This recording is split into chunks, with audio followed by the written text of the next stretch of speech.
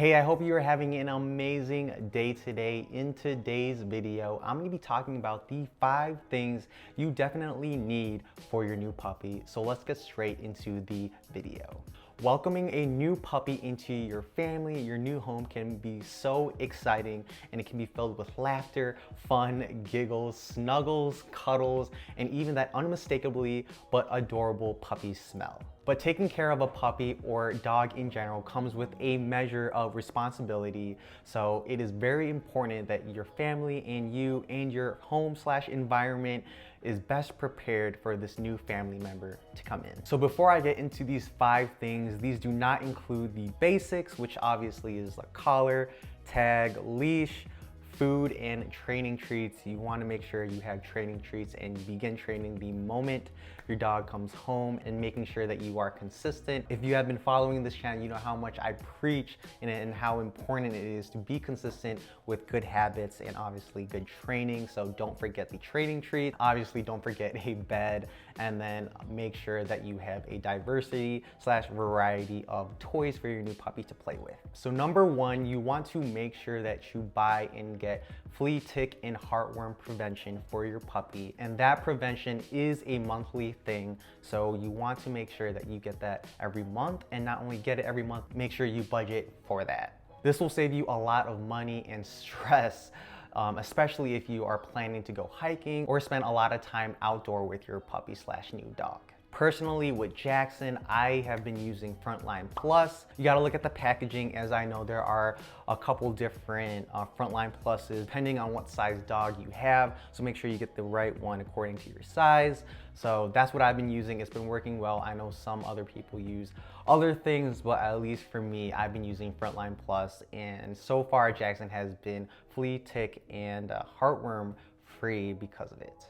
So number 2 is a harness. So I've talked about harnesses in the past, and especially during training growing up when Jackson was a puppy, using a harness with a front attachment, front of the harness attachment. I would bring it out, but Jackson's using it right now. Maybe I can put some B-roll footage over this, but having a front attachment to the harness is great in teaching your dog and making sure that he or she doesn't even push, doesn't even pull on the leash. It's great in that way. On top of that, harnesses keep your dog's body safe from pulling and stress and tension, as really the harness really distributes that tension from the leash around the obviously harness, the area that it covers, as opposed to just a single collar, which can put a lot of pressure on a dog's neck, obviously if they push or pull. If not trained properly and your dog is pushing and pulling on the leash, it could really be very detrimental and put a lot of tension again on the neck,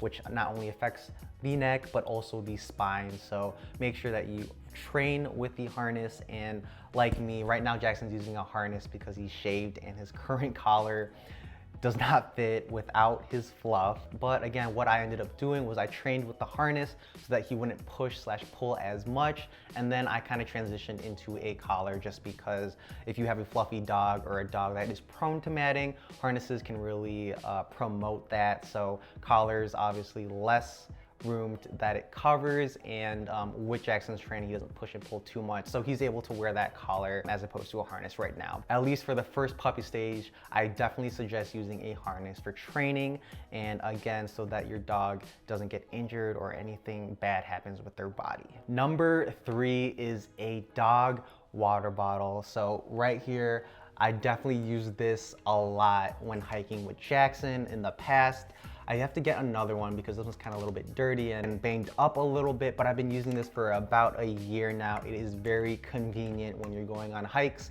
You literally just fill this up and then they drink out of this right here. So it's been really nice. I definitely suggest this. You can find this on Amazon. Everything that I talk about, you can probably find on Amazon for cheap and obviously fast. So yeah, I definitely recommend this water bottle. It is really nice. I know some people bring foldable dog bowls.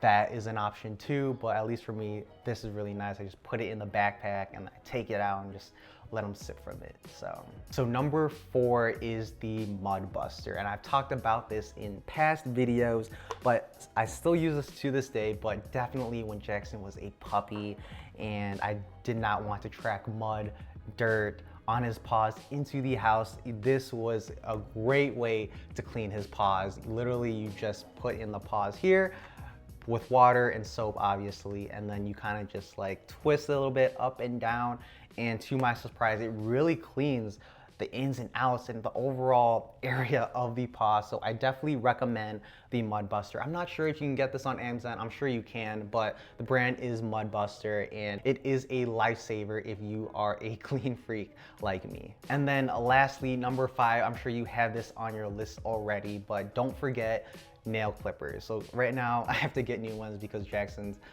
bit this one, as you guys can see.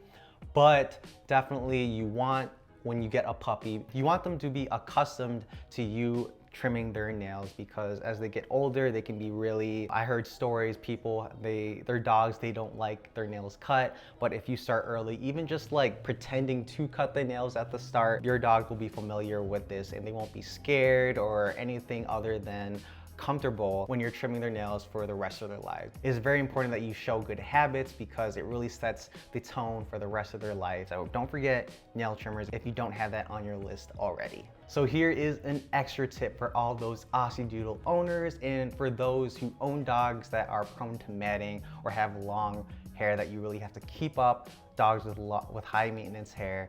I definitely recommend getting some sort of tangle remover. I've showed this in previous videos again, but I've been using Tropiclean Sweet Pea Tangle Remover, and at least when Jackson was fluffy, right now he's shaved.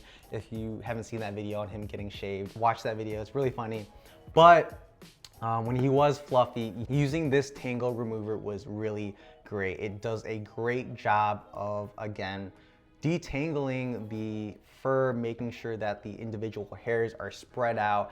Every day when Jackson was fluffy, I would brush him out. I would spray him with this and literally brush him for 10 minutes, and it made brushing so much easier. So I definitely recommend getting a tangle remover. It's definitely very convenient. And again, I've been using Tropiclean.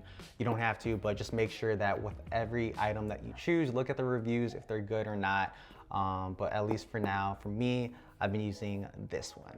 And lastly, here is just another random tip. When you are getting your puppy or looking into getting a puppy, I'm sure you have been also looking into vets or veterinarians around the area that you will be using for the next year or so. Just make sure that you look at the reviews, make sure that they are credited, because again, when your dog is a puppy, every little thing can have a great impact on your puppy for the rest of their lives. So you want to make sure that the vet is very caring, very careful, and they actually really care about your dogs, your pets. So definitely look into and do your research. It'll take probably just 10 to 15 minutes to really look for a great vet for your dog. But yeah, guys, that concludes today's video. If there is an item or a thing that I did not mention in this video and you think it would be very helpful for new puppy owners, please comment them down below in the comment section. As a reminder, please hit that like button as it really helps in the YouTube algorithm.